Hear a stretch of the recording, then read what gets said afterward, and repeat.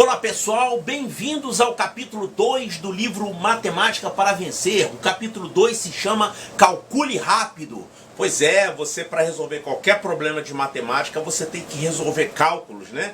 Com rapidez e precisão. Precisão significa, você não pode errar na conta, senão não adianta nada, né? E rapidez, você não pode ficar toda a vida para resolver a conta. Você já observou que quase todos os problemas de matemática, eles terminam assim. Vem uma historinha, blá blá blá blá, aí no final ele coloca calcule o resultado da conta tal, ou calcule o número de participantes, ou calcule o valor gasto, ou calcule o menor número que tem. Sempre tem que calcular alguma coisa, então tem que fazer conta. E o que é conta? É você saber fazer as operações matemáticas, adição, subtração, multiplicação e divisão. Então todo problema tem que ter cálculo. Todo problema, será que todo problema mesmo? Existe algum problema de matemática que não precise de cálculo? Sim, existem alguns problemas que não precisam de cálculo. Vamos dar uma olhada em alguns deles aqui.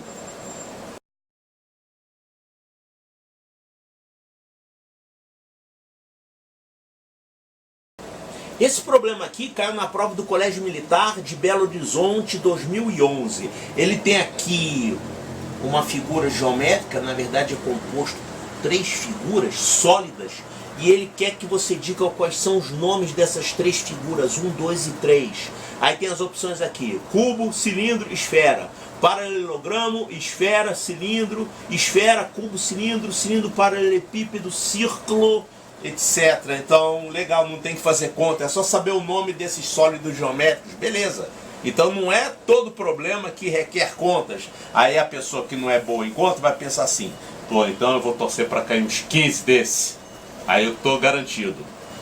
Não vão cair 15 problemas assim, tá? Você vai ter no máximo 1 ou 2 problemas como esse que não requerem contas.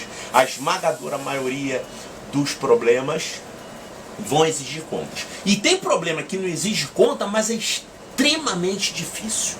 Por exemplo, eu lembro de um deles, o problema do urso. Nossa, o problema do urso é muito difícil. Será que algum professor cometeria a crueldade de mandar os alunos resolverem o problema do urso?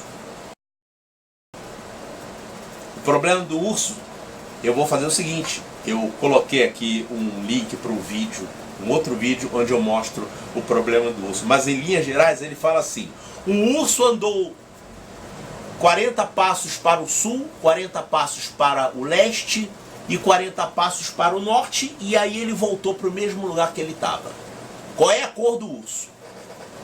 Que crueldade, hein? Mas é um problema de matemática, né? Alguém pode achar que é um problema de geografia, de biologia, fala de urso, mas ele é um problema de matemática. Então eu coloquei lá, tenta resolver esse problema, tá? Mas eu botei no vídeo separado. Então, para resolver a maioria dos problemas, você precisa fazer contas, fazer cálculos.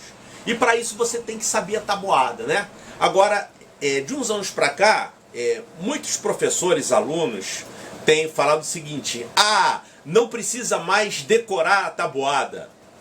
Não precisa mais decorar a tabuada. E aí isso foi degenerado para não precisa mais saber a tabuada.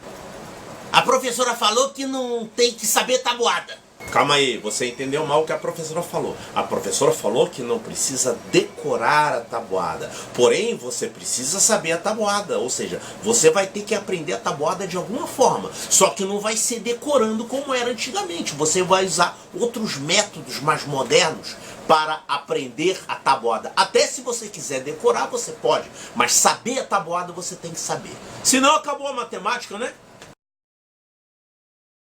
São coisas diferentes. Você tem que saber a tabuada. Claro. Quanto é que é 6 vezes 9? 8 vezes 7. Tem que saber. O que é dito, na verdade, nas escolas não é preciso decorar a tabuada. Mas saber, você tem que saber. Porque muito antigamente, a pessoa, quando estava lá no 3º ano, estudava a tabuada e o pessoal decorava. 6 vezes 1, 6 vezes 2, 6 vezes 3... E aí saía dali, caía na prova, saía dali sabendo isso tudo. Mas de uns anos para cá isso foi mudando. Foi colocado assim, não, você vai aprender a tabuada, mas não desse jeito, decorando. Você vai aos poucos conhecendo as multiplicações, as divisões. E aí quando você chega lá pelos 11 anos de idade, você está sabendo fazer qualquer multiplicação, qualquer divisão. Tem que saber de qualquer forma. Eu lembro que na minha época eu tinha uma tabuada que era um livrinho muito ridículo. Pois é engraçado, né? E o pessoal tá vendendo esses livrinhos aí como relíquia. Eu vi o cara vendendo a R$50. Relíquia do passado. Eu lembro que a minha irmã mais nova, ela teve dificuldades na época dela para aprender a tabuada usando esse livrinho. E aí eu fiz um joguinho da memória para ela. Eu comprei uma cartolina, cortei uns pedacinhos de papel, todos iguais. Aí eu escrevi num assim, 3 vezes 5. E no outro eu escrevi lá, 15.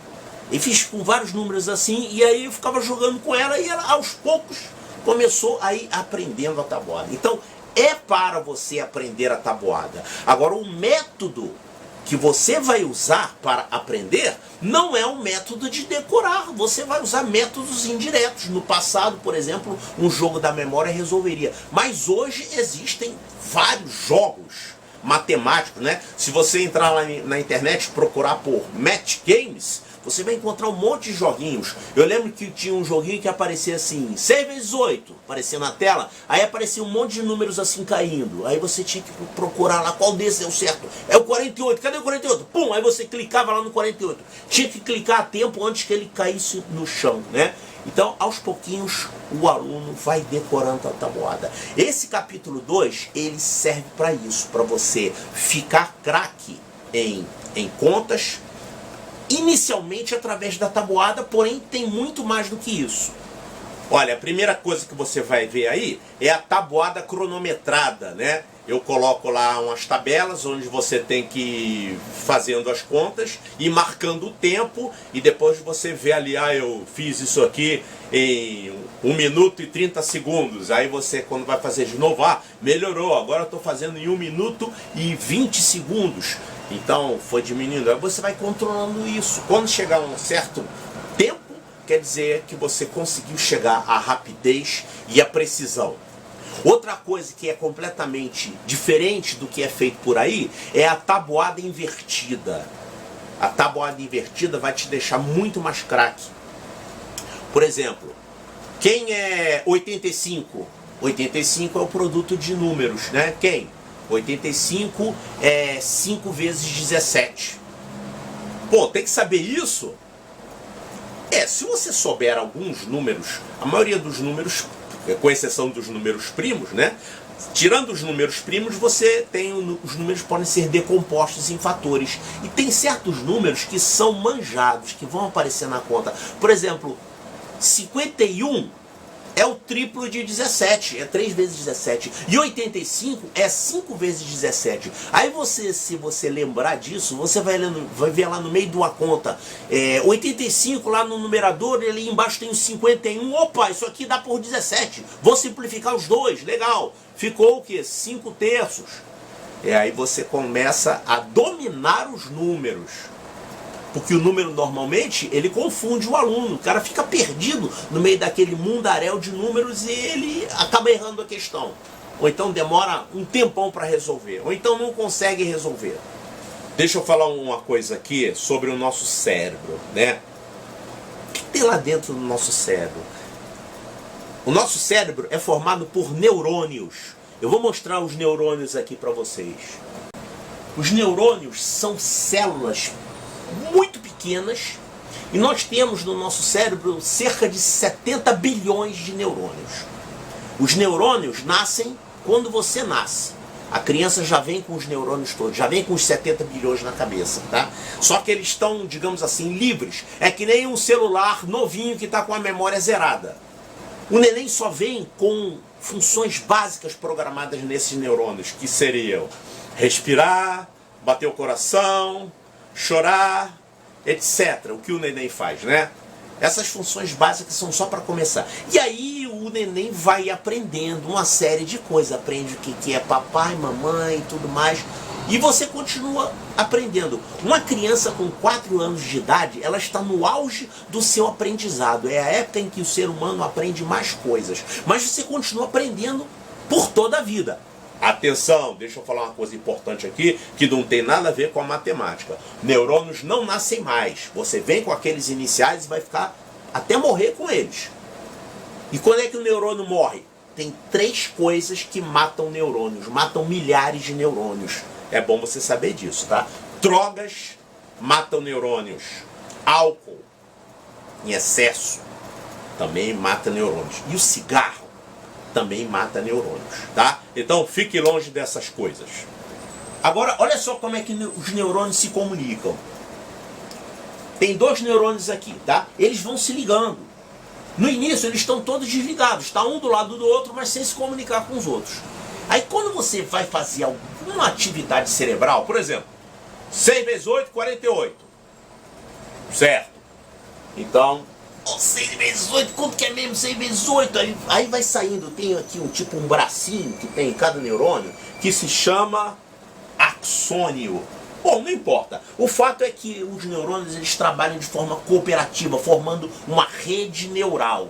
Então, quando você estuda, você vai ter esse axônio e vai fazer uma ligação com um neurônio vizinho. Isso se chama ligação sináptica. Né? É como se eu fosse um neurônio e esse computador aqui fosse outro neurônio. Aí eu ia falar assim para ele, ó, vizinho, 6 vezes 8, 48, hein? Aí esse aqui, na hora de ligar para o outro, 6 vezes 8 é 48, então por isso que 7 vezes 13 é 91, entendi isso. Aí o outro lá adiante vai falar assim, então eu acho que eu já entendi a solução daquele problema do urso. É assim, você vai tendo um processo de aprendizado que é extremamente complexo, não é totalmente entendido pela ciência, é um dos grandes mistérios da ciência, o cérebro humano, mas uma coisa é conhecida, conforme você estuda, você vai aprendendo através dessas ligações aqui entre os neurônios. Se uma pessoa nunca estudou, ela está com um cérebro ocioso, tá? Você tem um monte de neurônios lá que não estão trabalhando para muita coisa, tá? Uma ociosidade e você não tem aprendizado nenhum ali. Conforme você vai estudando, você aprende. E o aprendizado é isso aqui, são essas ligações. Quando você tem uma ligação, você automaticamente vai ter uma outra mais adiante para uma outra função mais avançada. E aí você vai evoluindo em termos de conhecimento. Então, veja lá os vídeos do capítulo 2, onde você tem a tabuada normal, a tabuada invertida. A tabuada invertida é assim. Quanto que é 56? 56 é 56. Não, calma aí, 56 é o produto de 2 números. Quem é? 7 vezes 8. Então, você tem que lembrar disso. Isso é importante? É importante. Você não faz ideia da facilidade que você vai passar a ter quando você começar a olhar um número e enxergar o que ele dá, quem é que multiplicado resulta nele. Tinha um jogo que eu vi uma vez que era assim, colocava lá 4 alunos no quadro e aí a professora dava um número, 28. Aí o pessoal lá no quadro escrevia 2 vezes 14. 1 vezes 28, esse é o preguiçoso, tá? 1 vezes o número sempre vai dar certo, né? Aí o outro lá coloca 4 vezes 7. Esse que colocou 4 vezes 7 ganhou, sabe por quê? Porque são os 2 números mais próximos que dão o produto 28.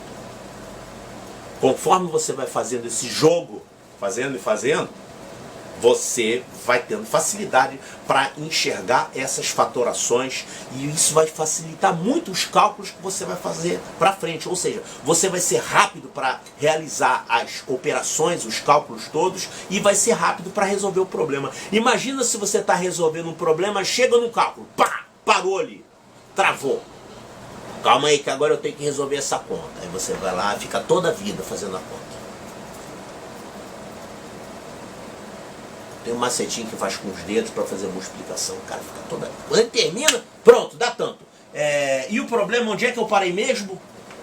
Pois é, você perde o fio da meada, perde o raciocínio. A conta tem que ser um negócio quase automático para você. Então você tem que ser bom em conta. Todos nós sabemos que a matemática é a matéria que a maioria das pessoas tem dificuldade, né? Mas grande parte dessa dificuldade vem daí. A dificuldade nas contas. Se você é bom em conta, então você eliminou a barreira que tinha na sua frente para você ser bom em matemática. Então é a primeira coisa que você fazer. Calcule rápido. Aprenda a ser um bom calculista. Manda abraço.